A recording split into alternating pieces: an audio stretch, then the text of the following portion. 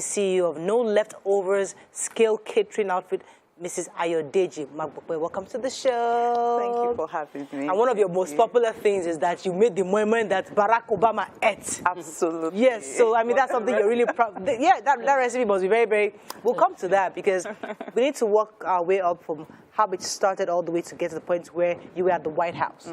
But share with us, growing up as a child, when you felt you were abused and it affected your life. Could you share that experience with us so that we can learn from these stories? Yeah, absolutely. Thank you so much for having me.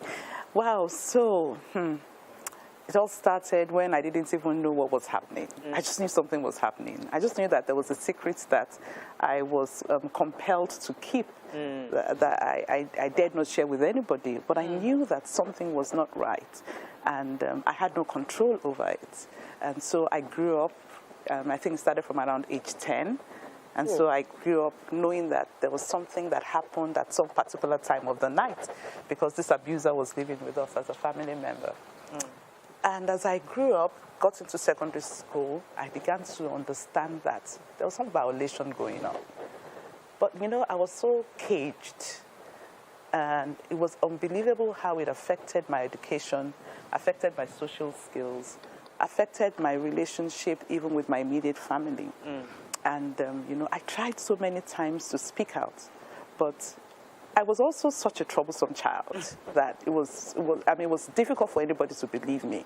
The few attempts I made at, you know, talking to somebody was rebuffed. I was like, you, just keep quiet. And I remember there was a particular day, I mean, I was so intentional about, you know, saying everything. But my mom was like, just go do what I have told you to do. And because my abuser knew that I was going ahead of him, he ran ahead to my mom and said, see, she's so lazy. She's always lazy. She doesn't want to do anything I tell her to do. And my mom just gave me a dirty slap and said, wow, will you go? And that was the beginning of my trauma because, you know, just knowing that the people that should, or the person that should protect you was not understanding of what you were going through. I shut down in my academics. I didn't have any sense of worth, no sense of, you know, I just felt that I was just there, just barely surviving. And as I grew up, people would ask, what's your dream? What do you want to be in life? And I was like, anything. Yeah, because I just felt that, you know, I didn't have control of my life, you know, that anybody could just come and kick me around. Right, interesting. So, I mean, abuse is, a lot of women are watching right now. Many of them have been through the experience and they're still struggling. You were able to find a way out. They haven't been able to break through. Would you give us an idea of that point? At what point did you say, I'm taking my life back? So, you know, deciding to take your life back is one thing. Now, deciding to move on with your life where you can say, I'm really thriving, I've owned myself is another thing. So when I was able to confront my abuser and said to him, no more, you know, that was one point. But it was a journey because this is something that happened for years. And so it was now a journey for me to begin to own myself. I began to fail. I struggled to come out of the dark hole. The more I struggled, the more the failures compounded. And then I finished secondary school. I couldn't get into university. That it made it even worse. Everybody I knew, you know, and then I was being compared. I mean, my mother had she had great friends who had brilliant children. And I was constantly being compared. My mother would go to their houses, and then she'll come back. Have you heard that person's achievements? Have you heard? And I was just like so depressed. But then my life began to have meaning. I said, okay, no, let me do this. So I ended up studying secretarial administration. Wow. My father was so upset with me because all my siblings went through university, and sometimes he would mock me and say, you're the only one with the typewriter on your head.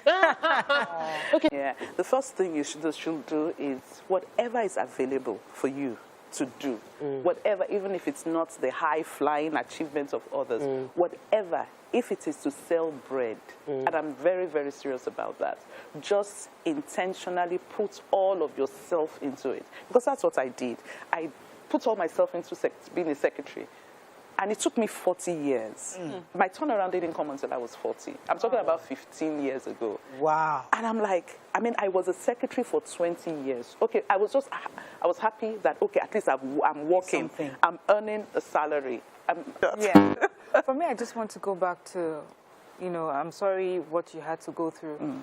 But, you know, I would like you to tell us how you would have preferred for it to have been handled. Because we have young girls right now who are going through this and probably getting the same treatment you got while you were going through it. What sort of, how would you want a parent or an adult who has noticed that the child is a bit different or has some things or has voiced out something but maybe not, you know, not so to the point, maybe they don't believe the person, but at least the person has voiced out something. How should that child be treated? How should it be handled to give that child confidence? It's important to have conversations with your children right at tender ages. And that was what we lacked. I mean, that time when we were growing, parents were very, very far away from the children because of respect.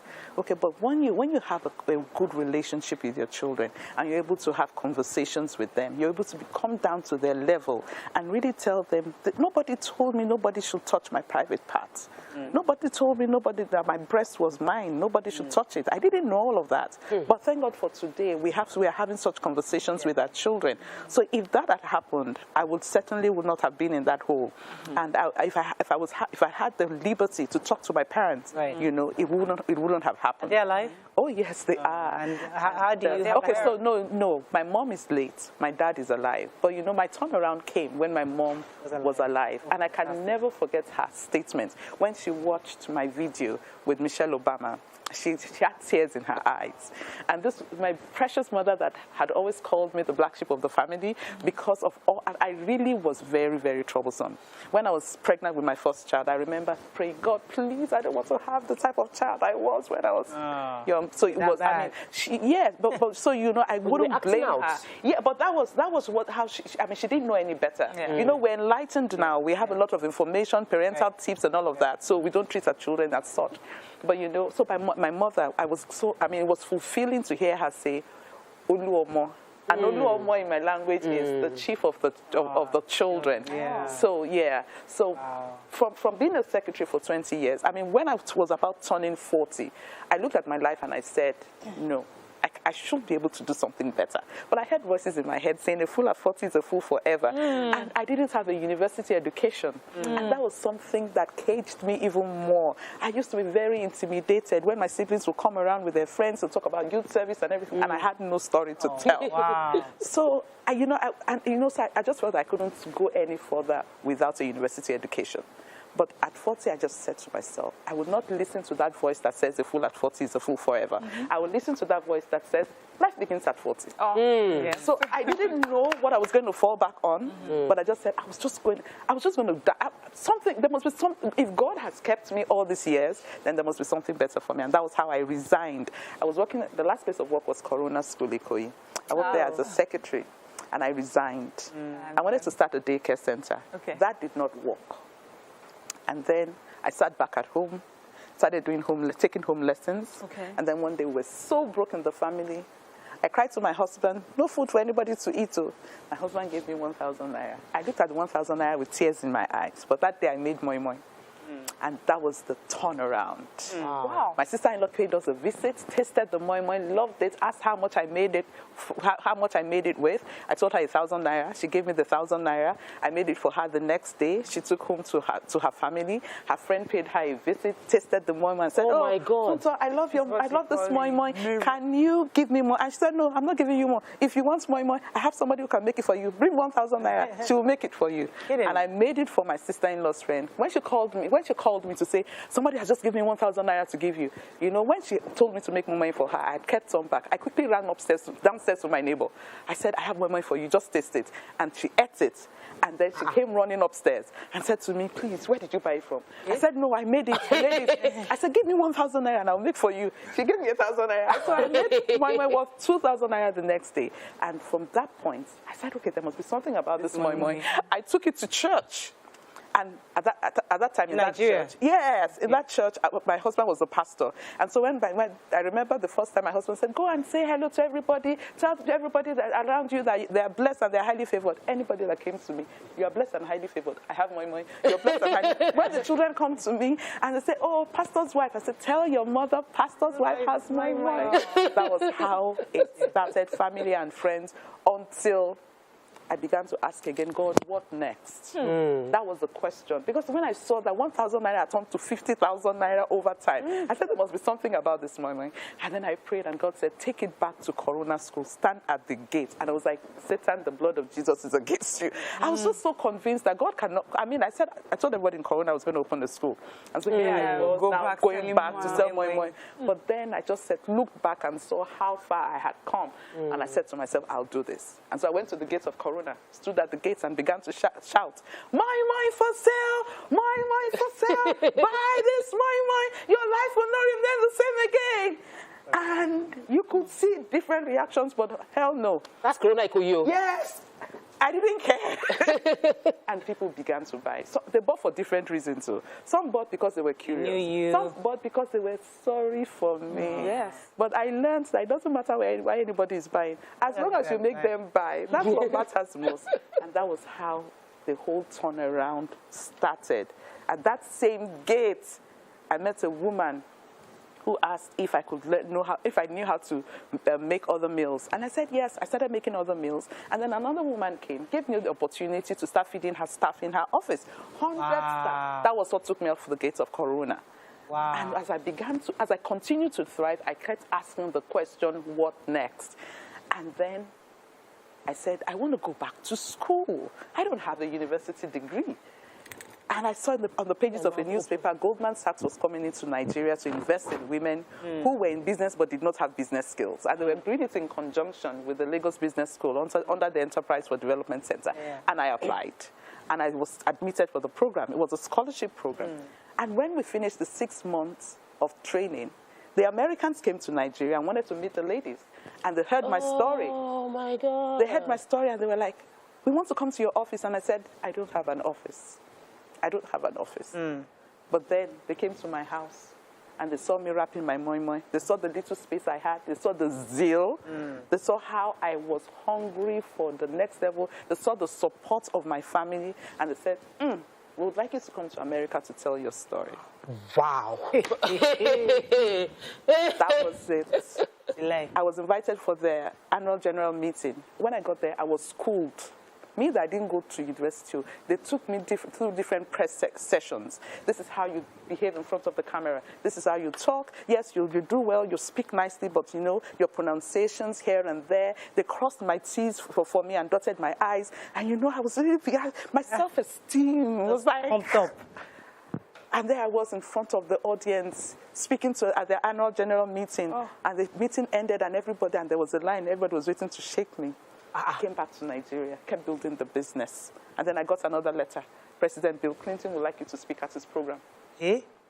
What happened? Goldman Sachs is in partnership with the Clinton Global Initiative. Right. And Clinton says, I need a woman who started from nowhere, who can speak to my investors and convince them that women are worth investing in.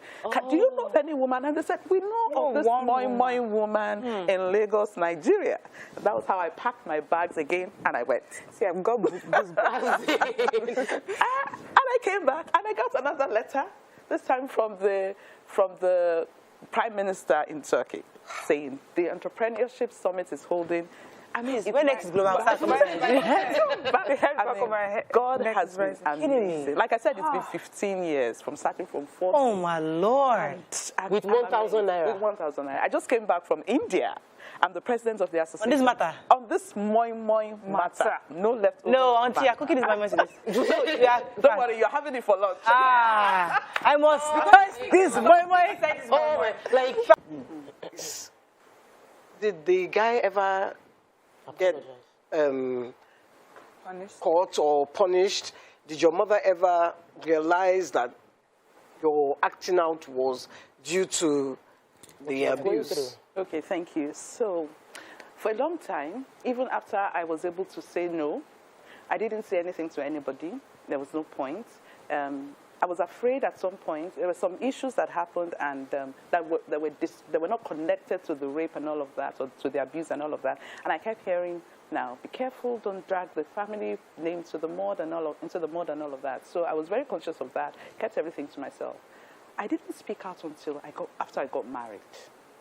And by that time, you see, one thing for me, and I keep telling people, is that waiting for your abuser, it's good if the abuser is apologetic or is made to call to make account or to take responsibility for what he does. But what if he doesn't? What if you don't even see him? You know, because at some point in my life, I didn't even see him. I had to deal with all those issues. I had to deliberately, number one, I had to start by forgiving myself.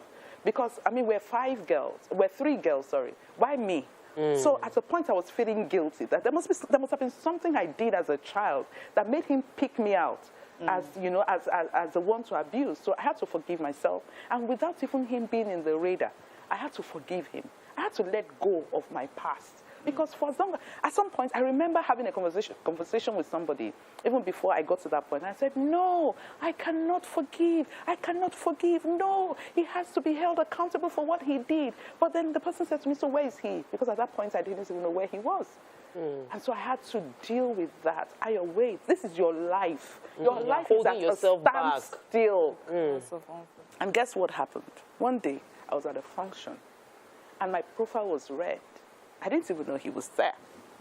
And then I came up, and I made my presentation, and as I came down, there he was walking towards me. And he said, oh, I'm sorry. But I had pity for him. He no longer, I just said to him, you know what? That person you abused is long dead. What am I saying? I am not saying people should not be held accountable.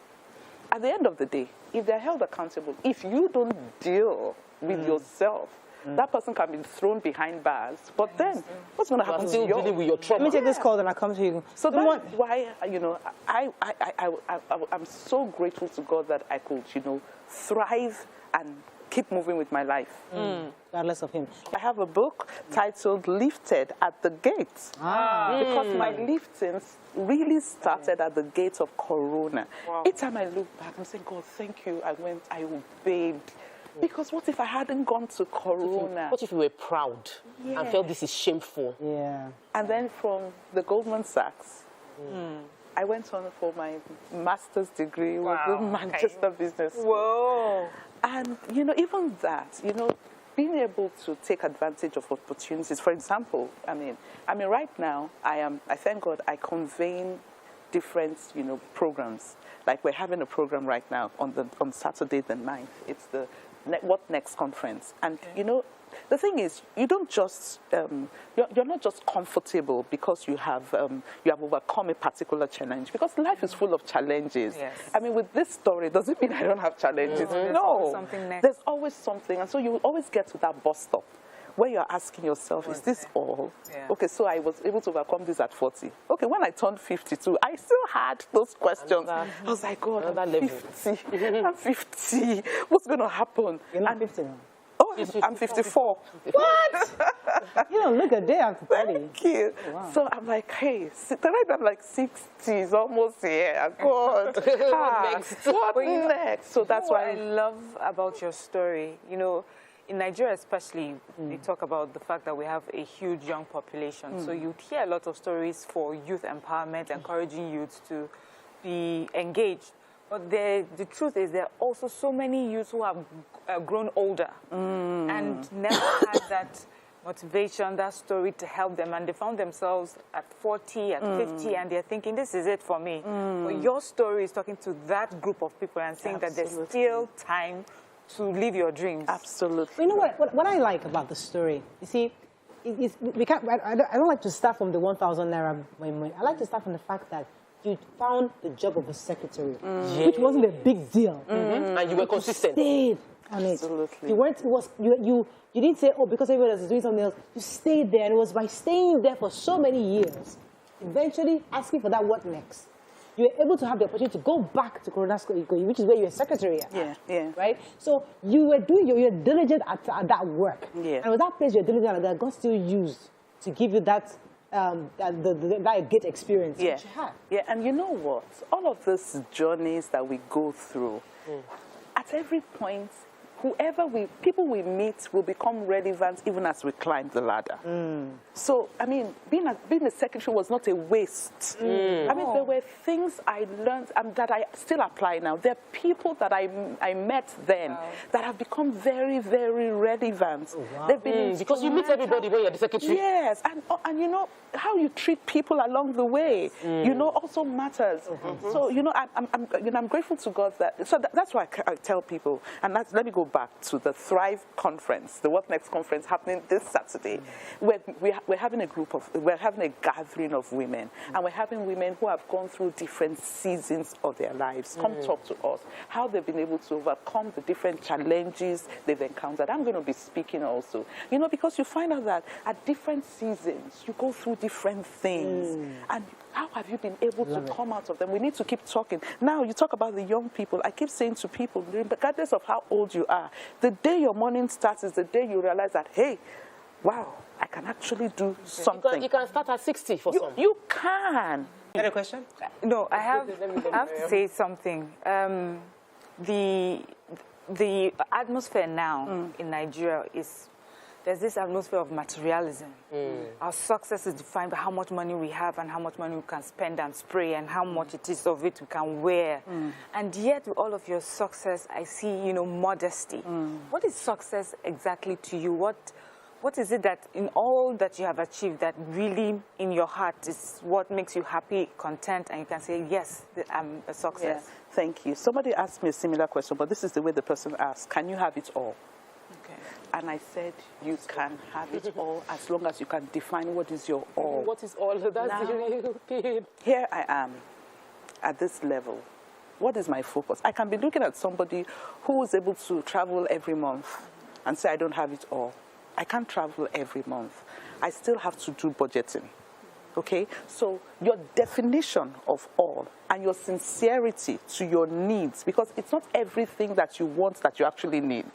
So what is it that you actually need to move from where you are to where you ought to be? So I have 2 children. I've been married for 29 years. And at some point in their lives, they needed me wholeheartedly. I needed to be there for them. Right now, they don't need me. And so I'm able to define how I order my life. So it's important to be real with yourself. And that's what we're talking about on Saturday at the Divine Event Center, Obanikoro, Lagos. We're talking about how to be real. For as long as you're chasing materials, you will be chasing shadows. I keep saying something to myself. Sometimes you go to shopping. You have $1,000, and then you've budgeted it. You've made a budget that I only want to spend $700, and there's this pair of shoes, $950. You have $1,000, so it's okay. You can actually buy it, but everything else, you're going to ask yourself, please do. Good things end in the market. They finish in the market. No, they I don't. keep telling myself, when I go shop, they will be there. And there will be better things. So why not wait? I like what the Englishman says. The Englishman says, the patient dog. Although people are contending against that. Say it doesn't. But yes, in Nigeria that we contend. Because in Nigeria they say the patient don't. It's nothing. That's not true. Because I know people are watching and they want tools, and some of them are watching in a way that they cannot come for the conference this weekend. They are not in Lagos, but they want tools. They are listening to you and thinking, is this ever going to happen to me? Yeah. And if somebody is thinking like that, what should the person start thinking rather? Yeah, thank you. So I'm going to start by saying it's the What Next conference that is powered by the Grace Ladies International Business Fellowship. So go on Instagram at Grace Ladies International. You see all the details there. And it's at the at Divine Event Center, Obanikoro. You just register. When you register, if you can't even come physically, you can join online, but you must register. And so one of the things that we emphasize on is please be yourself. Be your authentic self. Don't compete.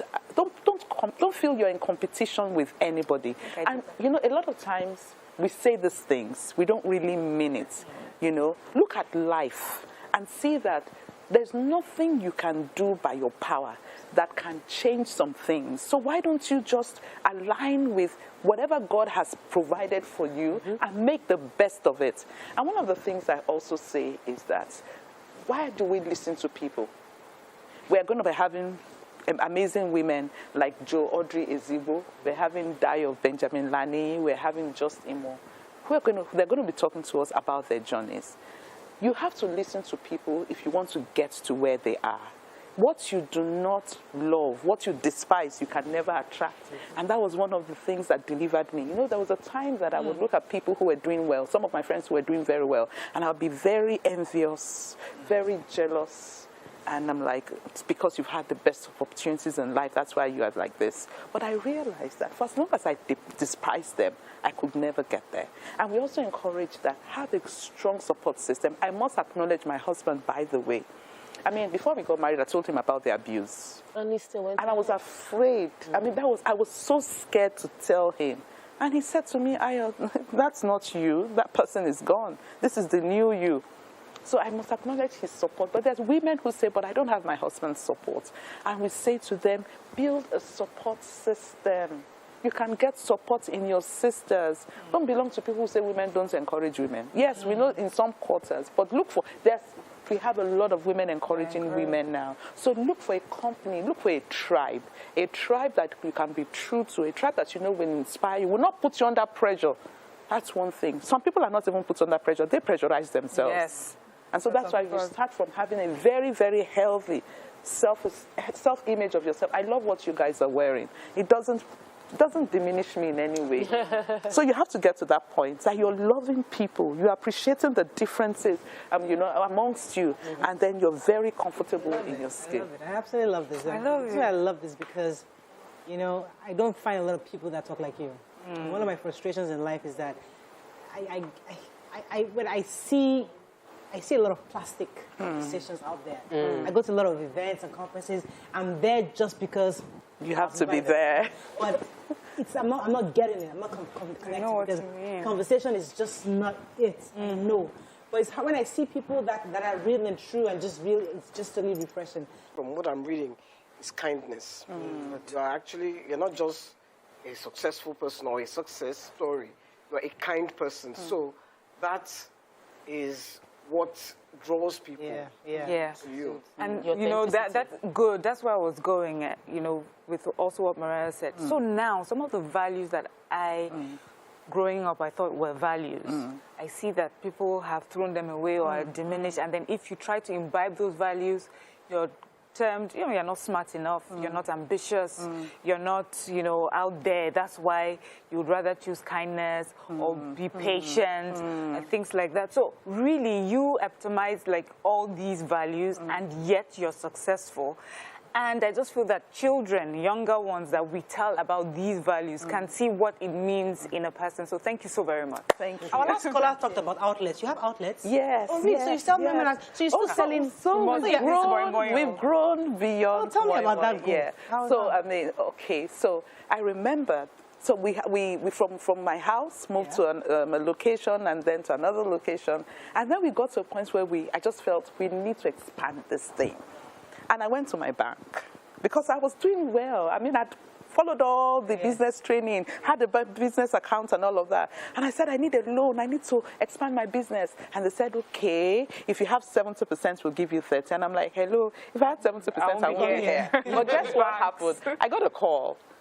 From the US, from EDC. The Goldman Sachs had gotten in touch with them. And they said, okay, so it's International Women's Day. The White House is looking for 2 women. One who's been able to access the loan, and one that the banks have said no to. Imagine! Oh my God! Oh my Lord! Now, so God was just looking for what to the White House. Not by power, not by might. But the rejection itself was a blessing. I'm telling you.